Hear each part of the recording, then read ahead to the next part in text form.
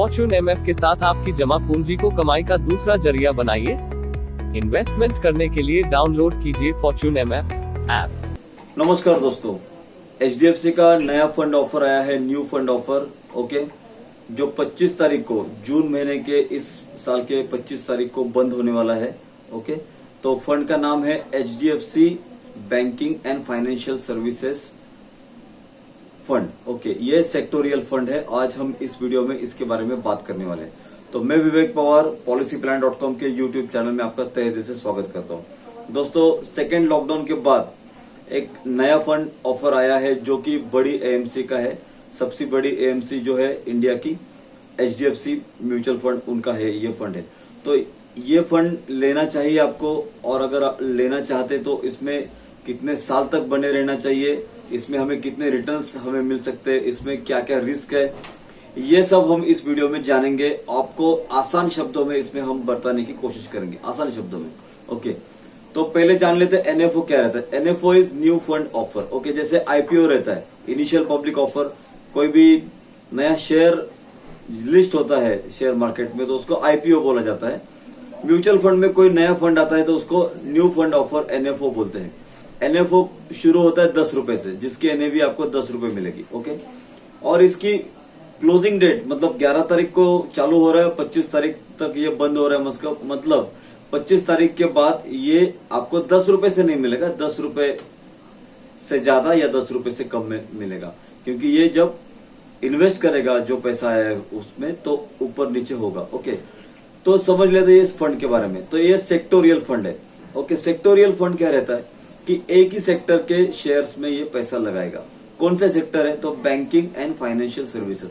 अभी बैंकिंग और financial sector ऐसा सेक्टर है, आप कोई भी फंड लेंगे तो उसमें लगभग 20 से 25% से ऊपर इसका ऑलरेडी पोर्टफोलियो रहता ही है। ओके, तो ऑलरेडी आपके पास जो फंड्स है उनमें ये जो शेयर्स है जहां पे ये लोग इन्वेस्ट करने वाले, ये आपके पास ऑलरेडी रहेगा। ओके, तो सेक्टोरियल फंड क्या रहता है? थोड़ा सा हाई रिस्क फंड है। ओके, क्योंकि डाइवर्सिफाइड एक ही सेक्टर के बारे में इन्वेस्टमेंट करने वाला ये फंड रहेगा। तो इसमें इनके पास ज्यादा शेयर्स की चॉइस नहीं रहेगी, लेकिन सेक्टर है। तो सेक्टर क्या ये अच्छा सेक्टर है? तो बहुत ही अच्छा सेक्टर है। हम सिंपल भाषा में समझते हैं। हम लोग बैंक में पैसा रखते हैं। ओके, सेविंग अकाउंट में हमें 3% 4% मैक्सिमम मिलता है। उसी बैंक से हमें लोन लेना पड़ता है, वो हमें जाता है लगभग 9% से लेकर 13% तक। तो हमारे पैसे को इतना प्रॉफिट मार्जिन में लोग कमा के ये लोग प्रॉफिट अच्छा खासा कमा रहे। और आरबीआई है, ओके, सेबी है, इंश्योरेंस कंपनीज है, ओके, इसके बाद ब्रोकिंग फर्म्स है, नॉन बैंकिंग फाइनेंस कंपनीज है। अच्छा खासा लोन बेचकर ये लोग अच्छा खासा पैसा कमा रहे। डिजिटलाइजेशन होने के कारण लोगों के जेब में आजकल पैसा नहीं रहता, अकाउंट में पैसा रहता है। Okay, account to account transfer हो है। बैंकिंग सेक्टर बहुत ज्यादा ग्रो हो रहा है, क्योंकि बैंकिंग एजेंसीज भी है, मतलब बैंक खुद एजेंट बन चुके हैं। आप बैंक में जाते हो तो आपको पूछा जाता है इंश्योरेंस लेंगे, ओके भैया आप म्यूचुअल फंड लेंगे, तो वो लोग क्रॉस सेलिंग कर पा रहे हैं। आपके अकाउंट में कितना पैसा है वो सब उनको मालूम है। ओके, आपको लोन देना है। सबसे होशियार लोग कहां पे है? तो बैंक में है। तो अपनी चाबी उनके पास है। ये आसान शब्दों में हम समझ लेते हैं। तो बैंक के जो शेयर्स है और फाइनेंशियल सर्विसेज के जो शेयर्स है, वो फाइनेंशियल सेक्टर में काम करने वाले लोग हैं, और वो लोग हमेशा ग्रो करेंगे। ये इनका मानना है एचडीएफसी का। मिस्टर आनंद लड्डा करके फंड मैनेजर है एचडीएफसी के, बहुत सीनियर फंड मैनेजर है, जो इस फंड के जो टोटली फंड मैनेज करने वाले हैं। ओके, तो ये फंड का जो टाइमिंग है उसके बारे में बात करते हैं। 52,500 के करीब सेंसेक्स है, तो टॉप लेवल पे मार्केट चल रहा है। तो इस लेवल पे हमें एंट्री करनी चाहिए क्या? लमसम करने चाहिए इसमें इन्वेस्टमेंट, या एसआईपी करनी चाहिए? तो दोस्तों बात ध्यान से सुनिए। 52,500 लोगों को लगता है बहुत हाई लेवल है मार्केट। तो मेरा मानना, खुद का मानना यह है, मान लीजिए बहुत सारे लोग मेरे विचार से सहमत नहीं रहेंगे, लेकिन अगर ये दोनों लॉकडाउन नहीं रहते तो अपना मार्केट 80,000 जरूर दिखाता था। ओके, तो ये भी मार्केट जो है वो अंडर वैल्यूड है।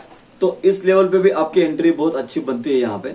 ओके, अगर किसी को अपने एफडी से पैसा निकालना हो और लॉन्ग टर्म प्रोस्पेक्टिव, तो इसमें आप जरूर जाइए। जैसे सेक्टोरियल फंड में हम यहाँ पे आपको कहेंगे कम से कम 5 साल के लिए आपको यहाँ पे निवेश करना है।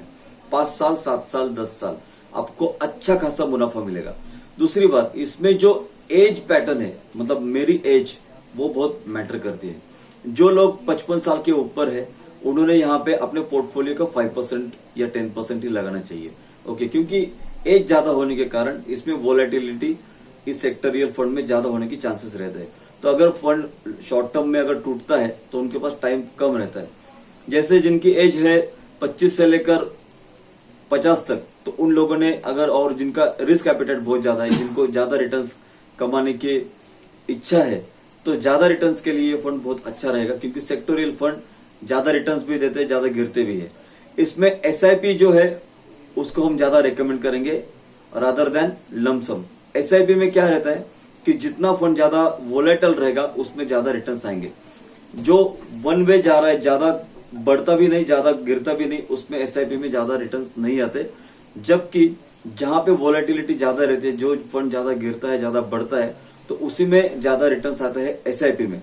तो दोस्तों, इस फंड में आप एसआईपी बेझिझक कर सकते हैं, लेकिन एसआईपी के लिए भी आपके पास समय आपने देना चाहिए, कम से कम 5 साल, 7 साल, 10 साल, 15 साल। ओके, तभी इसमें आपको अच्छा खासा रिटर्न मिलने का चांस है।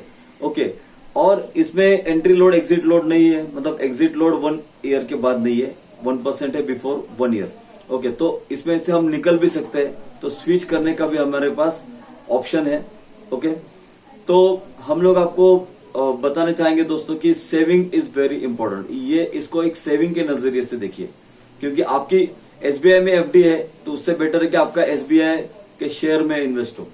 ओके, बाकी हम टेक्निकल में ज्यादा इसमें नहीं जाएंगे, क्योंकि टेक्निकल बातें समझनी और टेक्निकल बातें बतानी, इससे ज्यादा हमें ट्रस्ट रख के काम करना चाहिए। क्योंकि म्यूचुअल फंड बना ही इसलिए कि कॉमन लोगों के लिए जो इन्वेस्टमेंट समझते नहीं है शेयर मार्केट का, तो हमें एचडीएफसी म्यूचुअल फंड के ऊपर अगर भरोसा है, ओके, एचडीएफसी म्यूचुअल फंड अगर यहाँ पे कुछ देख रहा है यहाँ पे व्यू, तो जरूर उन्होंने, क्योंकि यहाँ पे दोनों जगह पे विन विन सिचुएशन रहती है। अगर इस फंड के रिटर्न्स कम ज्यादा आते हैं तो उन्हीं के इन्वेस्टर्स दूसरे म्यूचुअल फंड में चले जाने वाले हैं।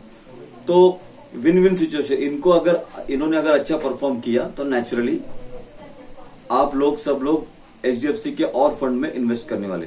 तो दोस्तों, आप अगर बाकी के फंड्स भी देखते हो एचडीएफसी के, तो अच्छे परफॉर्मेंस आपको देखने को मिल सकता है। ओके, दूसरी बात, यहाँ पे देखिए, नया फंड रहता है तो स्ट्रैटेजी नहीं रहती है। जो पुराने फंड हो गए उनके पास टेक्नोलॉजी की कमी रहती है। जो 4 साल 5 साल पहले और 10 साल पहले जो एनएफओ पिट गए, ओके, उसमें उसके बहुत सारे कारण थे। लेकिन यहाँ पे क्या है कि नए टेक्नोलॉजीज के साथ ये लोग आते हैं, पिछले 15 साल का सब पैटर्न चेक करते हैं। ओके, कौन से सेक्टर में अभी बूम आने वाला है उसका भी, क्योंकि मार्केट हमेशा फ्यूचर खा के चलता है। फ्यूचर को ध्यान में रख के ही मार्केट आज का लेवल दिखाता है, ये बात आप समझिए। अगर बैंकिंग एंड फाइनेंशियल सेक्टर के शेयर्स अगर पिटने वाले हैं तो आज की डेट में उसका आपको मतलब उनके रेट दिखते थे। तो एनी विच वेज आप कोई भी फंड लेंगे तो ये फंड में आपका इन्वेस्टमेंट इस टाइप के सेक्टर्स में होने वाला है। तो ये एक सेक्टोरियल फंड तो आपका बनता है अगर आपका रिस्क एपेटाइट स्वभाव है, और दूसरी बात आपकी एज जो मैंने बताई, और आपके पास टाइम है।